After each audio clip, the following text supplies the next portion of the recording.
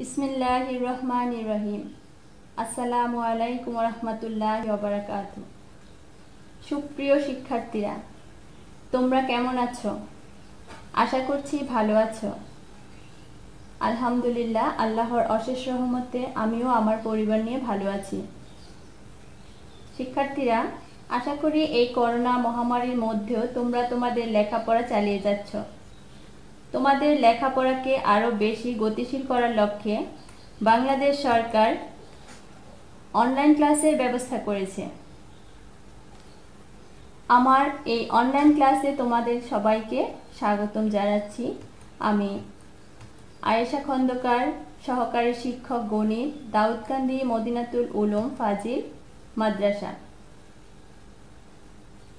আজ আমি নবম ও দশম শ্রেণীর গণিত বইয়ের নবম অধ্যায়ের ত্রিকোণমিতি নিয়ে আলোচনা করব। এই ত্রিকোণমিতি অধ্যায়ে আজ আমরা যা শিখব তা হলো ত্রিকোণমিতি কি, ত্রিকোণমিতির ব্যবহার, সমকোণী ত্রিভুজ কি, এর বাহুগুলোর নাম এবং এদের মধ্যে সম্পর্ক, সমকোণী ত্রিভুজের বাহুগুলোর সাথে ত্রিকোণমিতিক অনুপাতগুলির সম্পর্ক নির্ণয়। ত্রিকোণমিতি কি? ত্রিকোণমিতি গণিতের একটি শাখা, যাতে ত্রিভুজের কোণ, বাহু ও তাদের মধ্যকার সম্পর্ক ব্যবহার করে বিভিন্ন সমস্যার সমাধান করা হয়। ত্রিকোণমিতি শব্দের ইংরেজি প্রতিশব্দ হচ্ছে ট্রাইগোনোমেট্রি। এই শব্দটি গ্রিক শব্দ থেকে উদ্ভূত হয়েছে। শিক্ষার্থীরা, আমরা ত্রিকোণমিতি শব্দটা নিয়ে যদি একটু ভাবি তাহলে পাই তিন ধার বা বাহু পরিমাপ, অর্থাৎ তিন কোণের পরিমাপ। ত্রিকোণমিতিতে ত্রিভুজের বাহু ও কোণের মধ্যে সম্পর্ক বিষয়ে আলোচনা করা হয়। অর্থাৎ আমরা সহজেই বলতে পারি যে তিন ধারের অথবা ত্রিভুজের পরিমাপকে ত্রিকোণমিতি বলা হয়। আমরা যদি কোনো নদীর পাড়ে দাঁড়িয়ে অপর পাড়ে দূরবর্তী কোনো কিছুর দূরত্ব নির্ণয় করতে চাই অথবা সুউচ্চ কোনো গাছের উচ্চতা নির্ণয় করতে চাই, তাহলে ত্রিভুজের সাহায্যে খুব সহজে আমরা তা করতে পারি।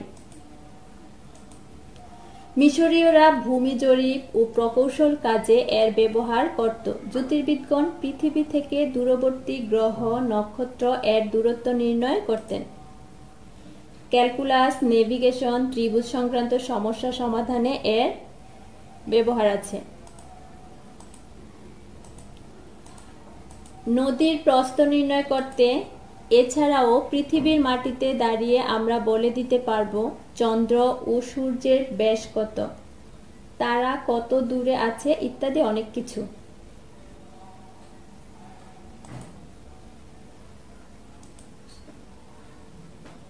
শিক্ষার্থীরা, আমরা একটি ত্রিভুজ লক্ষ্য করছি, এ বি সি ত্রিভুজ। ত্রিভুজটি একটি সমকোণী ত্রিভুজ, কারণ আমরা জানি যে ত্রিভুজের একটি কোণ সমকোণ তাকে সমকোণী ত্রিভুজ বলে। উক্ত ত্রিভুজে এই বি কোণটি হচ্ছে সমকোণ, অপর দুটি কোণ হচ্ছে সূক্ষ্মকোণ। তাহলে এই বি সমকোণের বিপরীত পাশে যে বাহু, এসি বাহু, সেটা হচ্ছে অতিভুজ। অপর দুটি কোণ এ ও সি, এদের মধ্যে যদি আমরা সি কোণকে থিটা ধরি তাহলে থিটা কোণের বিপরীত পাশে যে বাহু, এবি বাহু, সেটা হচ্ছে লম্ব বা বিপরীত বাহু, এবং থিটা কোণ সংলগ্ন যে বাহু অর্থাৎ বিসি বাহু হচ্ছে ভূমি বা সন্নিহিত বাহু। তাহলে আমরা বলতে পারি যে সমকোণী ত্রিভুজের সূক্ষ্মকোণ দ্বয়ের, সমকোণী ত্রিভুজের সূক্ষ্মকোণ, এই দুটি সূক্ষ্মকোণ দুটির একটির সাপেক্ষে, যে কোনো একটির সাপেক্ষে অবস্থানের প্রেক্ষিতে বাহুগুলোর নামকরণ করা হয়।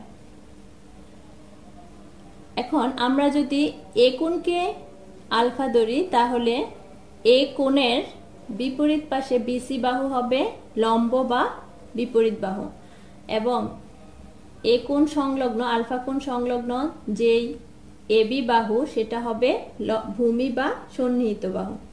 আর আমরা জানি যে সমকোণের বিপরীতে যেই বাহু আছে সেটা অতিভুজ। সমকোণের বিপরীত বাহু এবং সবচেয়ে বৃহত্তম বাহুকে আমরা অতিভুজ বলি এবং সূক্ষ্মকোণ থিটাকে নির্দিষ্ট দরে থিটা কোণের বিপরীত বাহুকে লম্ব এবং থিটা কোণ সংলগ্ন বাহুকে ভূমি বা সন্নিহিত বাহু বলা হয়।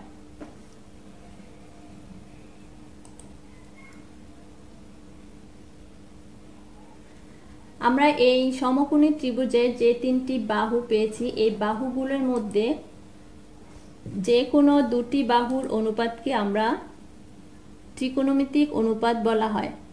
তিনটি বাহু ও তিনটি কোণের আমরা 6টি ত্রিকোণমিতিক অনুপাত পাই। অনুপাতগুলোকে সংক্ষেপে sine theta, cos theta, tan theta, cot theta, sec theta, cosec theta বলা হয়।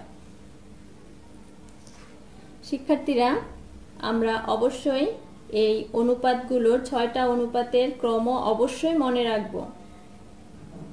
ক্রম ঠিক রেখে অবশ্যই পড়তে হবে।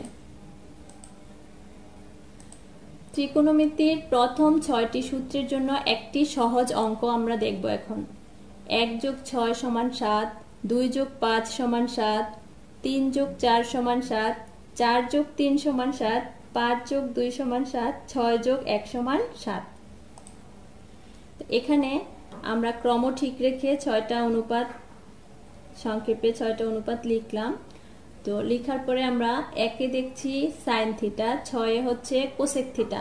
তাহলে এই অঙ্ক অনুসারে আমরা লিখতে পারি সাইন থিটা সমান 1/কোসেক থিটা। আবার 2 + 5, এখানে 2 হচ্ছে কস থিটা, 5 হচ্ছে সেক থিটা। তাহলে কস থিটা সমান আমরা লিখতে পারি 1/সেক থিটা। তারপর 3 + 4 = 7, এখানে 3 টেন, 4 হচ্ছে কট। তাহলে টেন সমান 1/কট। আবার 4 + 3, 4 + 3, তাহলে 4 হচ্ছে কট, 3 হচ্ছে টেন, কট সমান 1/10। আবার 5 + 2 = 7, তাহলে 5 সেক থিটা, 2 কস থিটা, তাহলে সেক সমান 1/কস থিটা।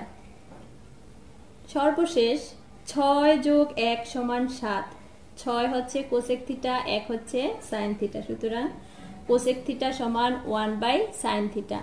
অঙ্কের বিষয়টাকে আমরা এই সূত্রে প্রয়োগ করে অবশ্যই খুব সহজে সূত্রগুলো আমরা মনে রাখতে পারবো।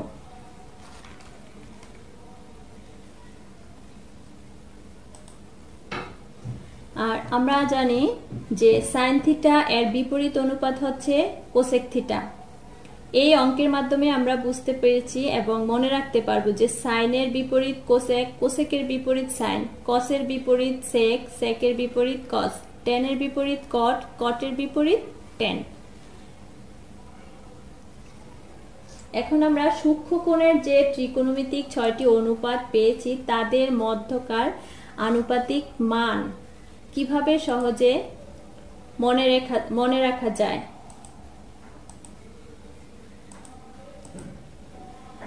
এবিসি সমকোণী ত্রিভুজে এসি অতিভুজ, এবি লম্ব, বিসি ভূমি। যদিও গাণিতিকভাবে ঠিক নয়, তারপরেও বোঝানোর সুবিধার্থে আমরা 3টি বাক্য মনে রাখবো। 1 নম্বর হচ্ছে সাগরে লবণ অনেক, কবরে ভূত অনেক, টেরা লম্বা ভূত।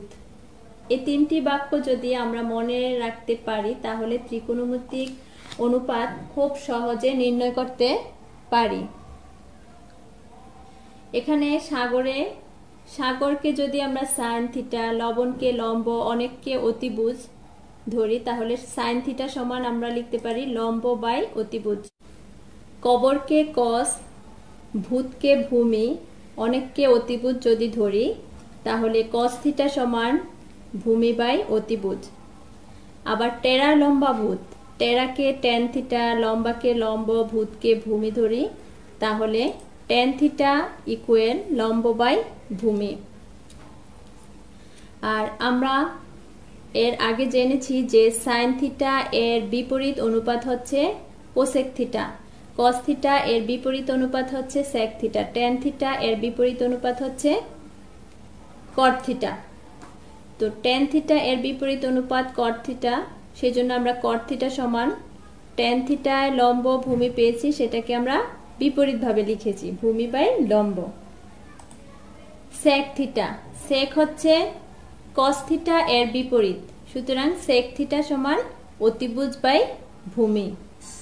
Cosec theta, cosec theta sine theta এর বিপরীত, সুতরাং কোসেক থিটা ইকুয়াল অতিভুজ বাই লম্ব।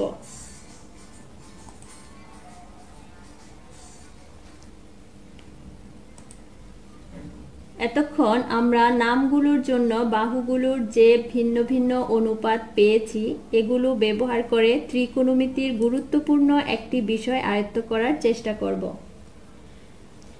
শিক্ষার্থীরা, আমরা পিথাগোরাসের উপপাদ্য অনুসারে আমরা একটি সূত্র পেয়েছি, সেটা হচ্ছে অতিভুজ স্কয়ার ইকুয়াল টু লম্ব স্কয়ার প্লাস ভূমি স্কয়ার।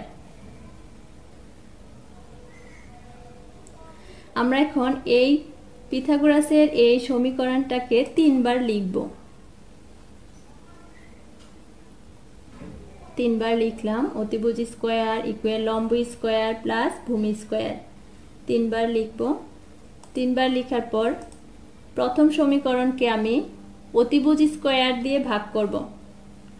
তো অতিভুজ স্কয়ার দিয়ে যদি আমি এই সমীকরণটাকে ভাগ করি তাহলে আমরা পাই অতিভুজ স্কয়ার কাটা 1 ইকুয়াল লম্ব স্কয়ার বাই অতিভুজ square equal to sine theta, কেননা আমরা জানি লম্ব বাই অতিভুজ ইকুয়াল টু সাইন, প্লাস ভূমি স্কয়ার বাই অতিভুজ square equal to cos theta, cos square theta, কারণ আমরা জানি ভূমি বাই অতিভুজ ইকুয়াল কস থিটা। এখানে আমরা একটি সূত্র পেলাম যে sign square theta plus cos square theta equal to 1। এখন এই সূত্রটাকে যদি আমরা সমাধান করি তাহলে আমরা পাই sine square theta equal 1 minus cos square theta. এটাকে যদি আবার সমাধান করি আমরা তাহলে পাই cos square theta equal 1 minus sine square theta. তো 1 নং সমীকরণকে আমরা অতিভুজ স্কয়ার দিয়ে ভাগ করে খুব সহজে 3টি সূত্র পেয়ে গেলাম। এবার দ্বিতীয় সমীকরণকে আমরা ভূমি স্কয়ার দিয়ে ভাগ করব। দ্বিতীয় সমীকরণকে যদি ভূমি স্কয়ার দিয়ে ভাগ করি তাহলে আমরা পাই অতিভুজ স্কয়ার বাই ভূমি square equal sec square theta equal লম্ব স্কয়ার বাই ভূমি square equal tan square theta, কারণ আমরা জানি লম্ব বাই ভূমি ইকুয়াল ট্যান থিটা, প্লাস ভূমি স্কয়ার আর ভূমি স্কয়ারে কাটা গিয়ে 1। তাহলে আমরা এখানেও আরেকটি সূত্র পেয়ে গেলাম, sec square theta equal tan square theta plus 1। এটাকে যদি আবার সমাধান করি তাহলে আমরা পাই sec square theta minus tan square theta plus 1। এটাকে আবার সমাধান করলে আমরা পাই sec square theta minus 1 equal tan square theta. শিক্ষার্থীরা, এখন দ্বিতীয় সমীকরণকে আমরা ভূমি স্কয়ার দিয়ে ভাগ করেও আমরা 3টা সূত্র পেলাম। এখন তৃতীয় সমীকরণকে আমরা লম্ব স্কয়ার দিয়ে ভাগ করব। তৃতীয় সমীকরণকে যদি লম্ব স্কয়ার দিয়ে ভাগ করি তাহলে আমরা পাই অতিভুজ স্কয়ার ডিভাইডেড লম্ব square equal cosec square theta equal লম্ব স্কয়ার কাটা 1 প্লাস ভূমি স্কয়ার বাই লম্ব স্কয়ার ইকুয়াল কট স্কয়ার থিটা, কারণ আমরা জানি ভূমি বাই লম্ব ইকুয়াল কট থিটা। এখানেও আমরা একটা সূত্র পেলাম যে cosec square theta equal 1 plus cot square theta. এটাকে যদি আবার সমাধান করি তাহলে আমরা পাবো কোসেক স্কয়ার থিটা মাইনাস কট স্কয়ার থিটা ইকুয়াল 1। এটাকে আবার সমাধান করলে আমরা পাবো cosec square theta minus 1 equal কট স্কয়ার থিটা। তো শিক্ষার্থীরা, আমরা পিথাগোরাসের উপপাদ্যের সমীকরণটি ব্যবহার করে আমরা খুব সহজেই 9টি সূত্র পেয়ে গেলাম। তো আমরা এখন সূত্রগুলো মুখস্থ না করে যদি আমরা এই কৌশলগুলো অবলম্বন করি তাহলে অবশ্যই আমাদের সবসময় মনে থাকবে এবং যে কোনো সমস্যার সমাধানে আমরা ব্যবহার করতে পারবো। এখানে সকল সূত্রগুলো একসাথে লেখা আছে। এই সূত্রগুলো আমরা সবাই আয়ত্ত রাখার চেষ্টা করব এবং আয়ত্ত রাখবো, কারণ আয়ত্ত না রাখলে এই সূত্রগুলো যদি আমাদের আয়ত্তে না থাকে তাহলে এই ত্রিকোণমিতি অধ্যায়ে আমরা কোনো অঙ্ক করতে পারবো না। শিক্ষার্থীরা অবশ্যই অবশ্যই অবশ্যই এই সূত্রগুলো তোমরা মুখস্থ করবে অথবা কৌশলগুলো প্রয়োগ করে আয়ত্ত রাখার চেষ্টা করবে। এখন আমরা 9.1-এর একটি সমস্যার সমাধান করব। সমস্যাটা হচ্ছে sin a = 3/4 হলে এ কোণের অন্যান্য ত্রিকোণমিতিক অনুপাত নির্ণয় করো। তো দেওয়া আছে যে sin a = 3/4। তো আমরা একটা প্রথমে সমকোণী ত্রিভুজ আঁকলাম। যেহেতু sin এর সাথে a, তার মানে a কোণের সাপেক্ষে হবে। তো a কোণের সাপেক্ষে হলে আমাদের sin a সমান 3/4 দেওয়া আছে। আর আমরা জানি যে sin θ = লম্ব বাই অতিভুজ। তাহলে এই a কোণের সাপেক্ষে BC হচ্ছে লম্ব, তার মানে BC বাহুর মান হচ্ছে 3। আর সমকোণের বিপরীত পাশে যেটা, সেটা হচ্ছে অতিভুজ আমরা জানি। তাহলে AC বাহু হচ্ছে 4। শিক্ষার্থীরা, তো এই ত্রিভুজে অতিভুজ আর লম্ব এই দুটি মান আমরা পেয়েছি। এখন বাকি ভূমির মান বের করা। তো আমাদের এটা মনে রাখতে হবে যে সমকোণী ত্রিভুজে যদি যে কোনো দুটি মান দেওয়া থাকে, অপর আরেকটি মান বের করার জন্য অবশ্যই পিথাগোরাসের সূত্রটি প্রয়োগ করতে হবে। তো পিথাগোরাসের সূত্রটি আমরা জানি যে অতিভুজ স্কয়ার ইকুয়াল লম্ব স্কয়ার প্লাস ভূমি স্কয়ার। চিত্রের আলোকে আমরা লিখতে পারি যে AB square plus BC square equal AC square, বা AB square equal AC square minus BC square, বা AB square equal 4 square minus 3 square. এখানে 4 হচ্ছে AC যে আমরা মানটা পেয়েছি অতিভুজ সেটা, আর BC হচ্ছে লম্বর মান 3, বা AB স্কয়ার ইকুয়াল 16 মাইনাস 9। 4 কে বর্গ করে আমরা 16 পেয়েছি, 3 কে বর্গ করে 9 পেয়েছি, বা AB স্কয়ার ইকুয়াল 7। তো AB স্কয়ার ইকুয়াল টু 7 কে যদি আমরা বর্গমূল করি তাহলে AB সমান সমান √7 পাই। শিক্ষার্থীরা, তাহলে আমরা এখানে অতিভুজ 4, লম্ব 3 এবং ভূমি √7 পেলাম। এখন তিনটা মানই যেহেতু আছে সেহেতু আমাদের ত্রিকোণমিতিক অন্যান্য অনুপাতগুলোর মান নির্ণয় করতে সহজ হবে। এখন cos θ সমান ভূমি বাই অতিভুজ। cos θ সমান ভূমি বাই অতিভুজ আমরা জানি। তো এখানে ভূমি হচ্ছে AB, অতিভুজ হচ্ছে AC, সমান √7/4। যেহেতু cos θ এর বিপরীত হচ্ছে sec θ, সেহেতু sec θ সমান AC বাই AB ইকুয়াল 4/√7। এরপরে tan A equal BC by AB equal 3/√7, কারণ আমরা জানি tan সমান সমান লম্ব বাই ভূমি। tan এর বিপরীত হচ্ছে cot, সুতরাং cot সমান সমান √7/3। কোসেক এ হচ্ছে sin এর বিপরীত। sin হচ্ছে প্রশ্নে আমাদের দেওয়া ছিল 3/4, সুতরাং কোসেক সমান সমান 4/3।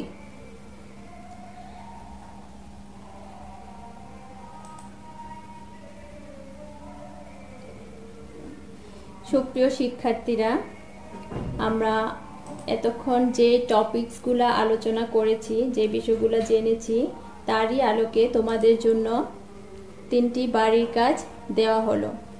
তোমরা অবশ্যই এই 3টি সমস্যার সমাধান করবে এবং বেশি বেশি অনুশীলন করবে।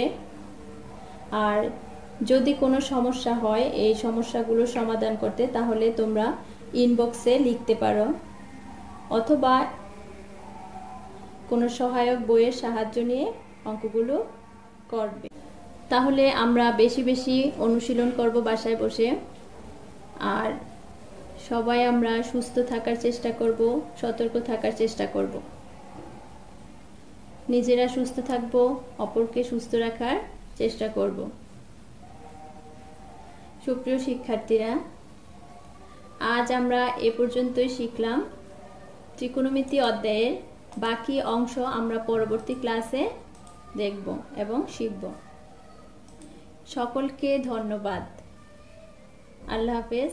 আসসালামু আলাইকুম ওয়া রাহমাতুল্লাহি ওয়া বারাকাতুহু।